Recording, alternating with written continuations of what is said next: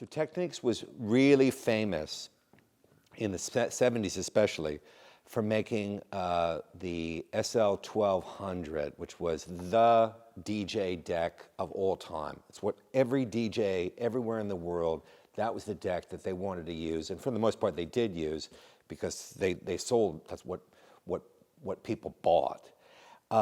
What very few people ever heard or saw was a deck that they made for radio station use mainly, some studios, and that was the SP10.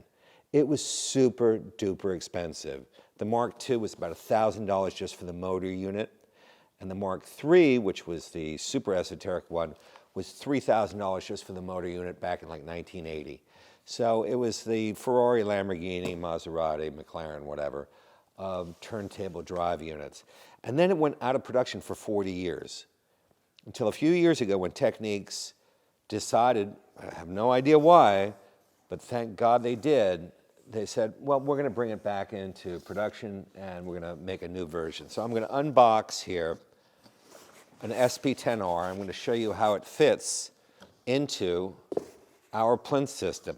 Technics actually did make their own Plinth for this turntable. However, their Plinth wasn't heavy enough, well damped enough. I mean, this thing is so heavy. It's beautifully made.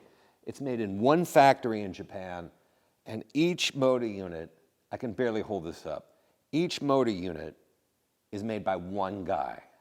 So it takes like 3 to 4 months just to get one of these. And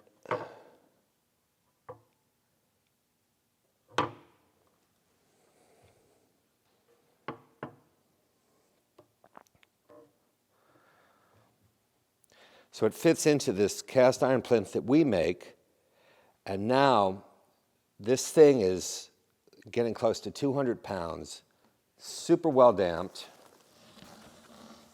has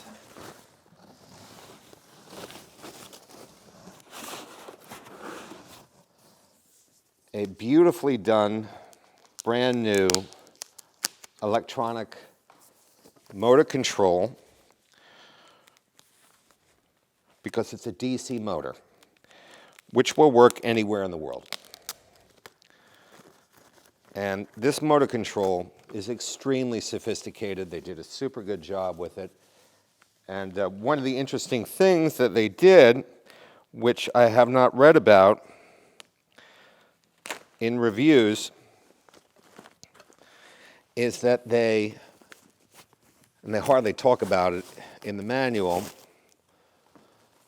so this sits next to the unit, is that they allow you, besides being able to control the speed, 33, 45, 78, it also has a feature that allows you to control the torque of the motor, which actually changes the sound of the turntable noticeably.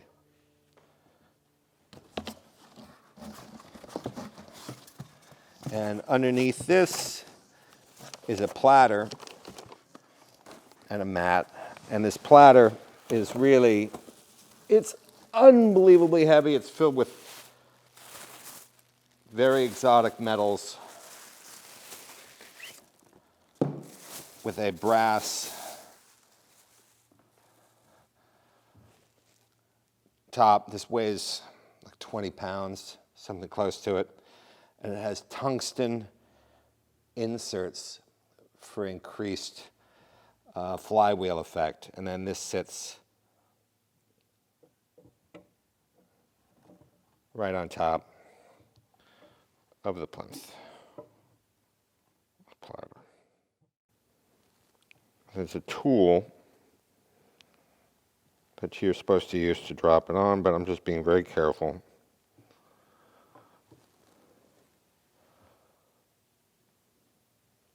It's a work of art, actually. This turntable system has been reviewed by people like Michael Fremer very comparably to his $200,000 Continuum turntable. Frankly, I thought this sounded better. There's not much in the world today that you can buy for about $20,000 without the tone arm, that's the best thing in the world. And this truly is. Plus, this will last forever. As long as there's electricity, pretty sure that you'll be running this thing. So it's really fantastic that Technics brought back the SP10 and even took it to another level.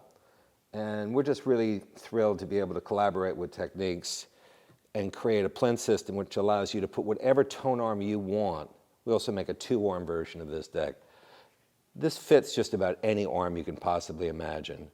So you have ultimate flexibility, and just by loosening up these 6 screws, you can take this out and put another tone arm on. So you can really play around with all sorts of arms and cartridges if that's your kind of thing. Or you just enjoy this and listen to music in a way that very few people, unfortunately, have ever heard. So that's the Technics SP10R story at OMA.